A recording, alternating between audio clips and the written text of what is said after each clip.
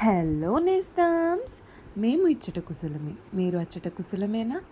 హెయిర్కి అప్పుడప్పుడు కేర్ తీసుకోవడం చాలా అవసరమండి.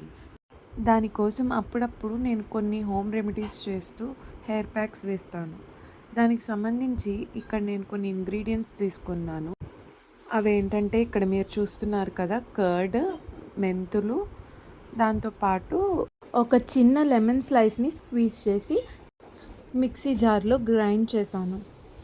నేను ఈ 3 ఇంగ్రీడియంట్సే తీసుకోవడానికి గల రీజన్ ఏంటంటే, కర్డ్ మన స్కాల్ప్ని ఎప్పుడు మాయిశ్చరైజ్డ్గా ఉంచడానికి ట్రై చేస్తుంది.